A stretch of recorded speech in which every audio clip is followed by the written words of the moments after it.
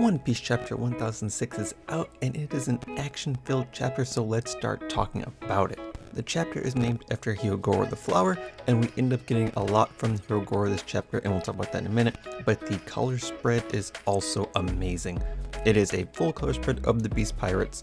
You have the Toby Robo, you have the commanders, you have Kaido himself. Beautiful color spread. We start back off seeing what's happening with Momo, Yamato, and Shinobu. In the midst of their escape, we have Bao Huang, who's actually using her abilities to find where Momo is. Now, these aren't her smile abilities, these are the abilities that are given to her by the mask. These cybernetic enhancements that, the robots and such use to transmit and to capture video across Onigashima. Now, what's interesting is that it has the ability to, almost like X-ray vision, it looks through Yamato's clothes and it sees Momo, and it identifies him almost. So what I kind of get from this is pacifista vibes, kind of like they have that scanner to automatically spot and locate what they're looking for. And that makes me think, well, Queen obviously has ties to Vegapunk and Judge, so it's not surprising that he might have some key into maybe pre-pacifista technology or something of that nature.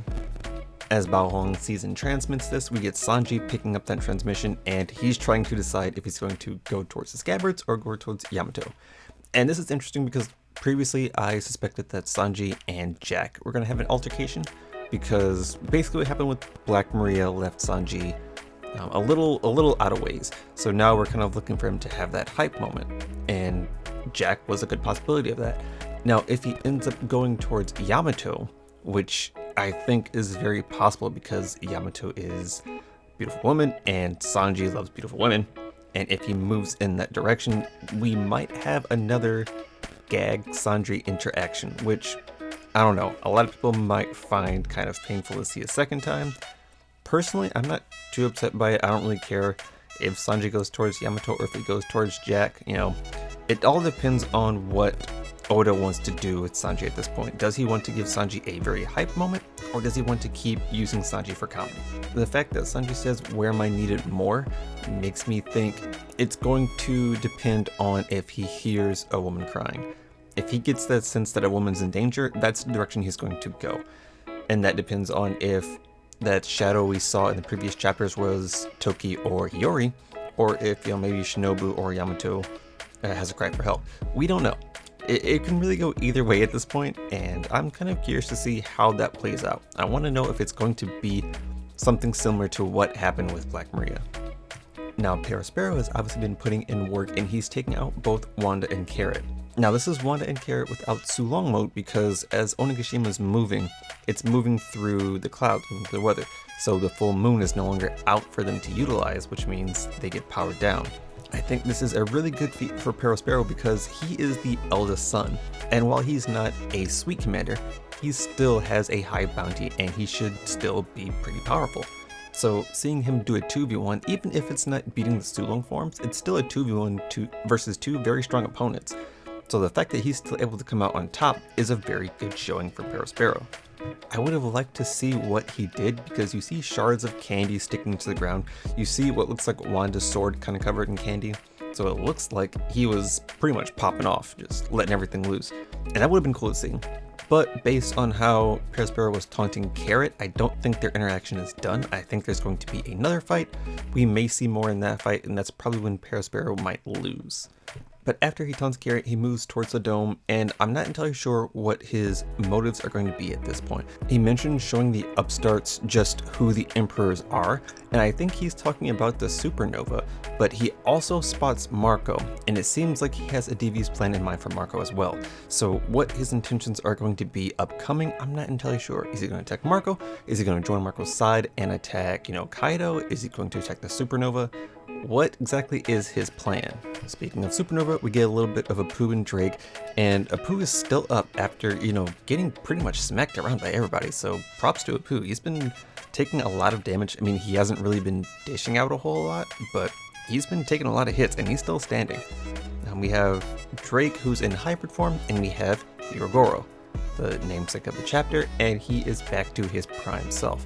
Now what has happened is the virus, which pretty much enhances muscle mass and kind of gives you feats that you would normally have, similar to an Oni, but kind of takes over your body is happening to Hyogoro, and it's waking up his latent strength. I think it's an interesting connection because I believe they're trying to say that Hyogoro in his prime was an Oni, was a demon.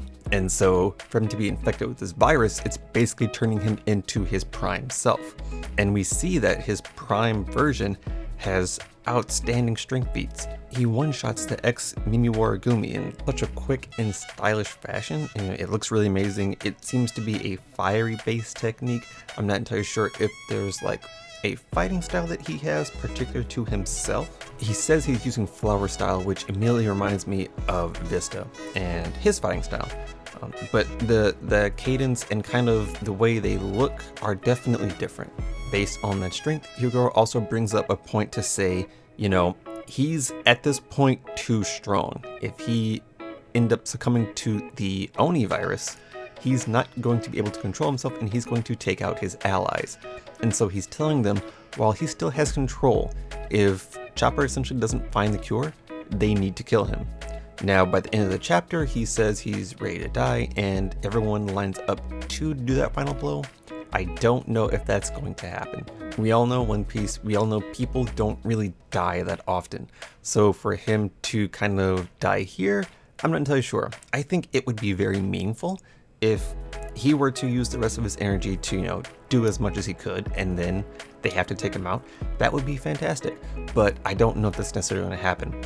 I don't know if Chopper is going to find the cure in time, but I think something else might keep Hyogoro from dying. You know, who knows, Marco might have another trick up his sleeve to keep Hyogoro alive for a few more. And speaking of Marco, what a performance we get from this chapter. We've been wondering how he can actually do tangling with two top tier commanders, and he is actually doing enough damage to take on King and Queen at the same time. We see Phoenix Brand, we see Bluebird, we see Phoenix Claw, we see Marco just going in against these two commanders. And this makes me think about how long this is going to last. I don't know if Marco is, you know, stamina based. Maybe the more he fights, you know, the less he can use his ability. I'm not entirely sure.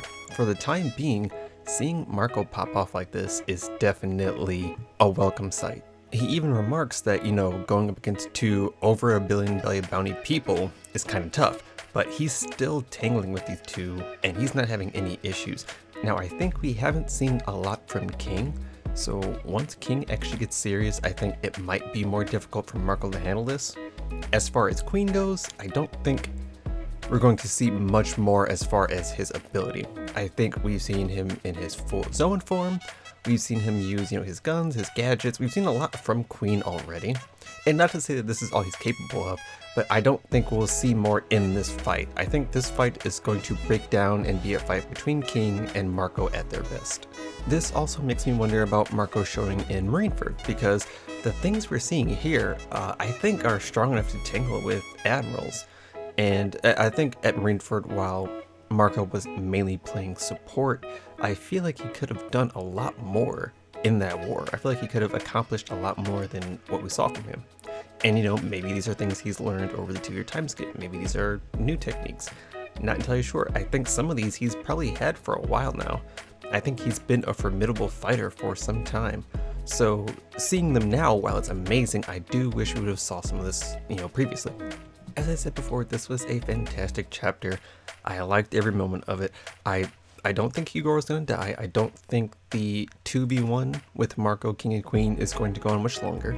You know, we have the added plus of Paraspero showing up, so that could either be a plus or a minus to Marco. We still don't know which way he's gonna swerve on that, but I think that's going to change the outcome of that fight.